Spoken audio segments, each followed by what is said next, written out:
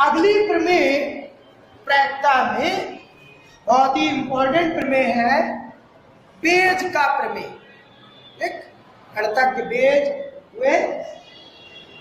ये जो हम लोगों ने संपूर्ण प्रायिकता प्रमेय पढ़ा उससे एक स्टेप आगे की बात। ठीक, यहां पर दिखाया गया कि यदि E1, E2, E3, so on, En ये घटनाएं कैसी है? निशेष घटनाएं हैं और विसंधि है। निशेष का मतलब इन सबका यूनियन S के बराबर है। ठीक, और कैसी है? विसंधि, इनमें कोई भी आपस में किसी में कोई चीज कॉमन कोई अलग। तब कहा जा रहा है कि कोई घटना E ऐसी है जो इन सब में होती है, सब में कॉमन है, इन सभी में उभयनिष्ठ हो। यदि घटना E घटित हो जाए, वो घटना घटित हो, तो इस बात की प्रायिकता ज्ञात करना है कि वो E1 में घटित हो, या ऐसा भी पूछा जा सकता है कि वो E2 में घटित हुई या E3 में घटित हुई, किसी में। तो यहाँ ये पहली बात यह है कि E1 union E2 union E3 सोन यूनियन En ये बराबर है S के विशेष के लिए, और दूसरा विसंधित है। ठीक है, अर्थात P of E1 plus P of E2 plus P of E3 इन सब का योग कितना होगा? ये दोनों बातें यहाँ पर। अब संपूर्ण प्रायिकता प्रमेय से आपने पढ़ा है कि P ऑफ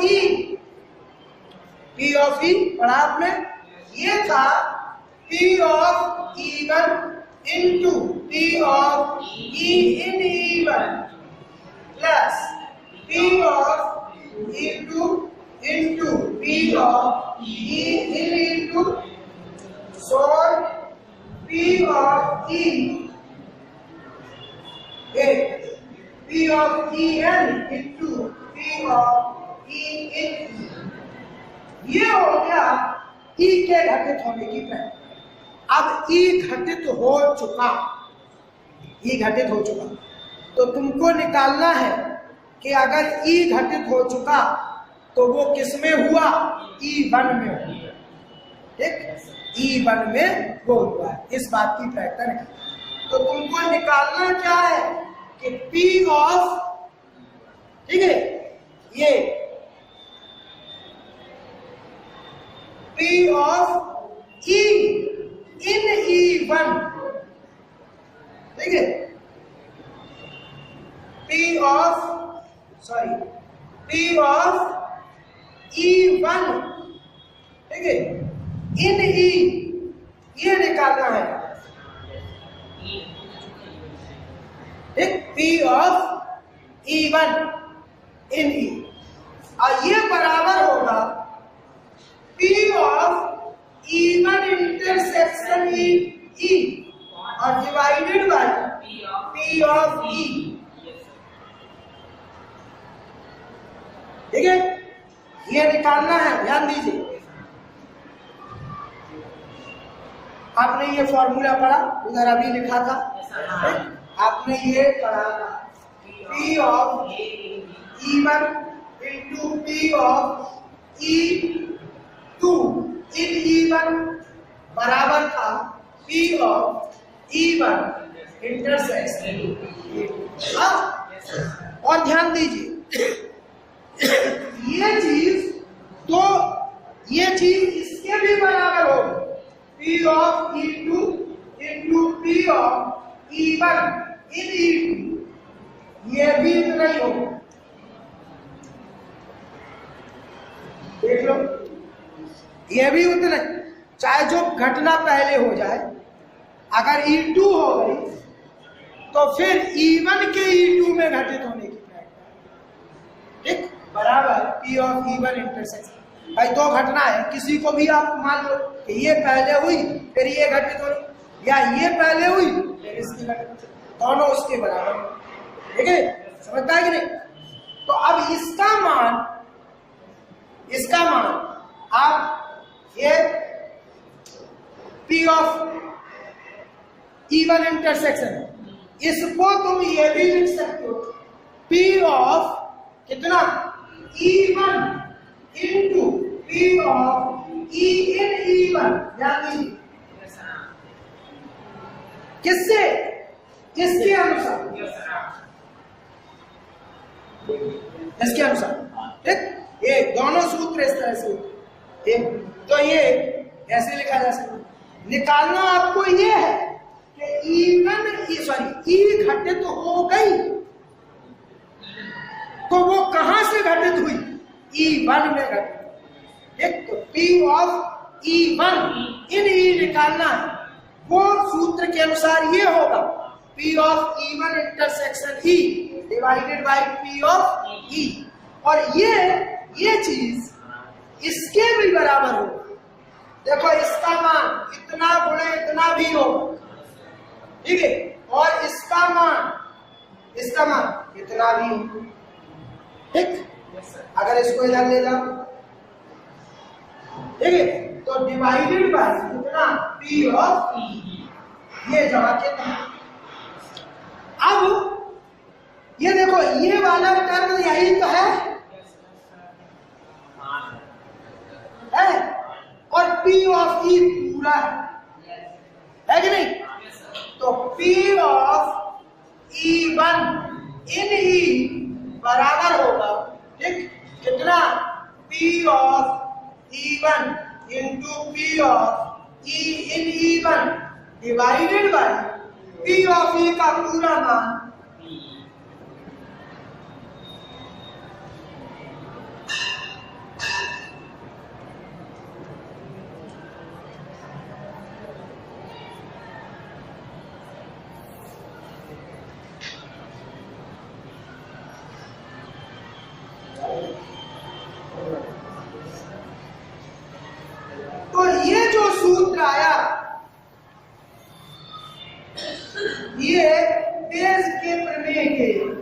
अनुसार हुआ, ठीक?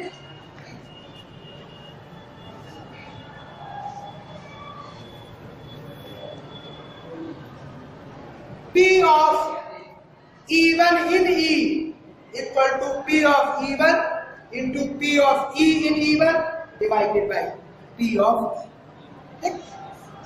अब इस पर आधारित क्वेश्चन,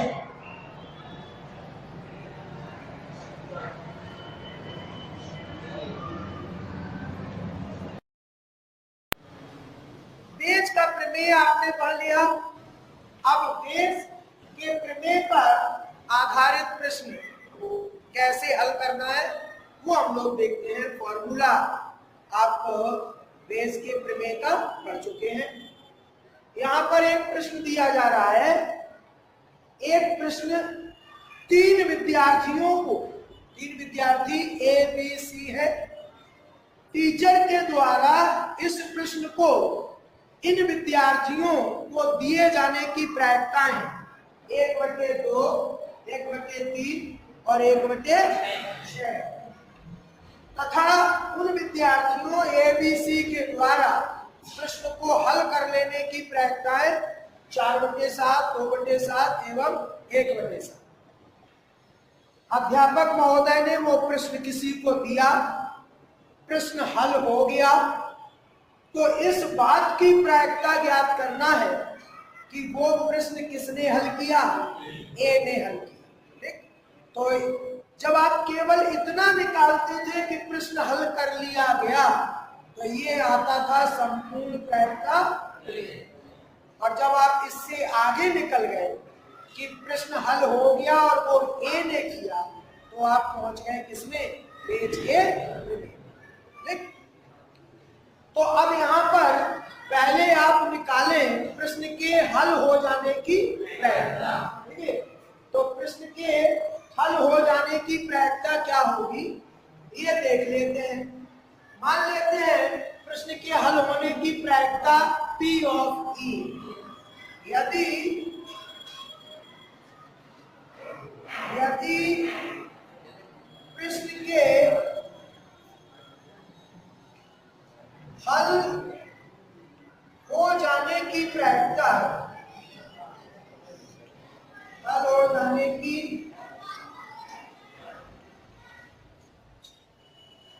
प्रायिकता P ऑफ E हो तो P ऑफ E बराबर आप पढ़ चुके हैं, ये होता है P of E1 into P of E in E1 plus P of E2 into P of E in E2 plus P of E3 into P of E in E। ये total probability theorem से ये हुआ। P of E1, यहां पर ये जान लीजिए, यहां पर जैसे कल आपको बताया था कि प्रश्न को दिए जाने की जो प्रायिकताएं हैं अध्यापक महोदय द्वारा, उनका योग 1/2 धन 1/3 धन 1/6 वो एक है, ठीक। और जब प्रायिकताओं का योग एक होता है तो ये घटनाएं क्या होती हैं, विशेष घटनाएं, ठीक है, और विसंधित घटनाएं, ठीक। ये विशेष और विसंधित घटनाएं हैं, तभी बेज का प्रमेय लागू होगा। बेज का प्रमेय वैसी घटनाओं के लिए लागू नहीं हो सकता है जो निशेष ना हो या विसंधित ना हो, समझ गए। तो यहाँ पर ये जो आप E1, E2, E3 घटनाएं जो कह रहे हैं वो निशेष और विसंधित घटनाएं, ठीक है। P ऑफ E1 1/2 है, पहले विद्यार्थी को प्रश्न दिया गया, उसकी प्रायिकता 1/2, उसके द्वारा हल कर लेने की प्रायिकता 4/7 गुणे 4/7 धन P ऑफ E2, दूसरे विद्यार्थी को प्रश्न दिया जाए, इसकी प्रायिकता 1/3 और उसके द्वारा प्रश्न हल हो जाए, इस बात की प्रायिकता 2/7 धन तीसरे विद्यार्थी को प्रश्न दिया जाए, तीसरे विद्यार्थी को प्रश्न दिया जाए और प्रश्न हल हो जाए, इस बात की प्रायिकता है 1/7, 1/6 1/7, ठीक है। तो ये आ गया 4/14, यहां से प्लस ये हो गया 2/21 और ये हो गया 1/42, ठीक। तो ये आ गया 42 एलसीएम हो गया, ठीक है। 4×12 प्लस 4 और प्लस 1 बराबर 17/42। ये तो हुई प्रश्न के हल होने की प्रायिकता। अब प्रश्न ए के द्वारा हल किया गया, इसकी प्रायिकता निकालना है, ठीक है। अर्थात अब आपको निकालना है P of E1 in E, और ये बराबर होगा, ठीक, ये बराबर था P of E1 into P of E in E1 divided by P of E। Bayes प्रमेय में आपने ये पढ़ा, ठीक है। कल जो आपने फॉर्मूला, इसके लिए सिग्मा का भी इस्तेमाल कर सकते थे, ठीक। ये और ये कितना है, ये पहला टर्म कितना 4/14 समझता है, 4/14 divided by P of E आया कितना 17/42, ठीक है। 4/14 प्रश्न ए को दिया गया और उसके द्वारा हल हो जाए, इस बात की प्रायिकता 4/14 हुई और डिवाइडेड बाई पी ऑफ ई। सो ये हुआ 4/14 और गुणे 42/17, 14 की 12/17। तो प्रश्न ए को दिया गया और उसके द्वारा हल हो जाए, इस बात की प्रायिकता, मतलब वो प्रश्न इन विद्यार्थियों को दिया गया और प्रश्न हल हो गया, तो इस बात की प्रायिकता कि वो प्रश्न विद्यार्थी ए ने हल किया, इसकी प्रायिकता होगी 12/17। ठीक।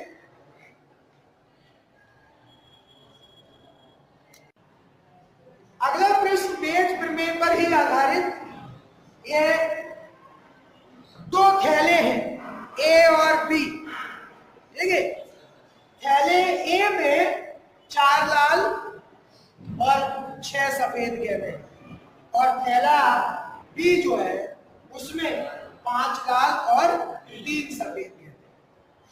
यह दृच्छा कोई गेंद निकाली जाती है या कोई गेंद गिर जाती है, ठीक है।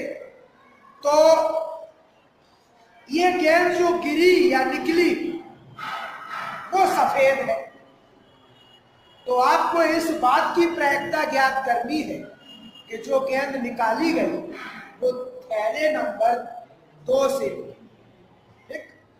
तो यहां पर ध्यान दीजिए, यहां किसी भी थैले, यहां किसी भी थैले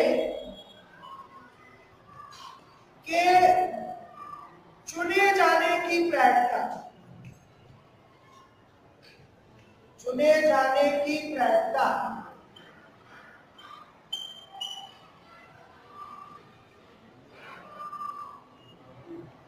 ये, ठीक है। चुने जाने की प्रायिकता P ऑफ E1 बराबर, ठीक है, ये 1/2 तथा P ऑफ E2 बराबर 1/2, ठीक है। अब सफेद गेंद आने की प्रायिकता है, पहले के थैले से सफेद गेंद निकलने की प्रायिकता, ठीक है। अगर सफेद गेंद निकलने की प्रायिकता को क्या कहा जाए, ई कहा जाए, ठीक है। यदि सफेद गेंद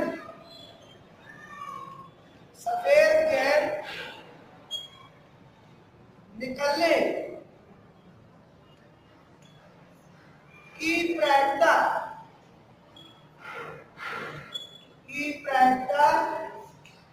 P ऑफ E हो, तो P ऑफ E किसके बराबर होगा, P of E1 into P of E in E1 plus P of E2 into P of E in E2, बोलो, ठीक है। सफेद गेंद, अब पहला थैला चुना जाए और सफेद गेंद निकले, तो पहला थैला चुने जाने की प्रायिकता 1/2 और उससे सफेद गेंद निकले, तो पहले थैले से सफेद गेंद निकलने की प्रायिकता, ध्यान दीजिए, 6/10।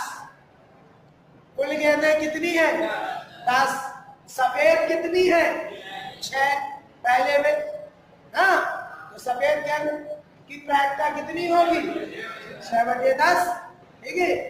तो ये हो गया 6/10। दूसरा थैला चुने जाने की प्रायिकता, ये भी 1/2, और दूसरे थैले से सफेद गेंद निकलने की प्रायिकता 3/8, 3/8, ध्यान दीजिए, ठीक है। तो P ऑफ E कितना आ रहा है, ये आ गया 6/20 और धन 3/8, या ये हो गया 3/10 धन 3/16,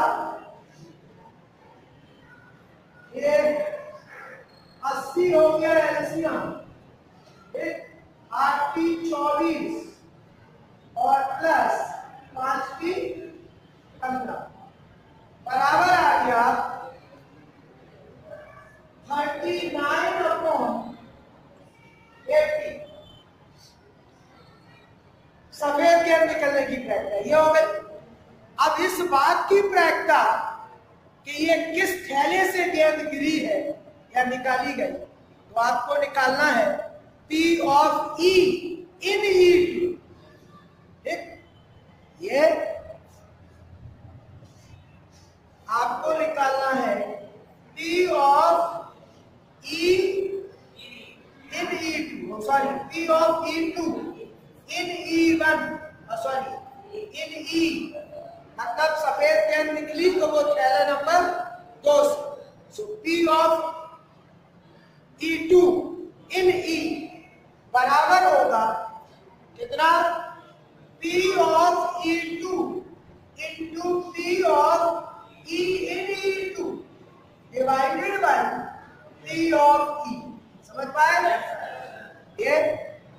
तो P of E2 कितना है, 1/2, P of E in E2 3/8 और होल डिवाइडेड बाय 39/80 बराबर हुआ 3/16 गुणे 80/39, 5 15 15/39। तो इस बात की प्रायिकता कि यदि सफेद गेंद निकलती है तो वो किससे गिरी है, थैले नंबर 2 से गिरी है, इसकी प्रायिकता हुई 15/39। अगर ये पूछा जाए कि थैला नंबर 1 से गिरी है तो 1 में से घटा के भी उत्तर प्राप्त कर सकते हो, 1 में से घटा करके उत्तर प्राप्त कर सकते हो। वैसे भी उस तरह से करते थे।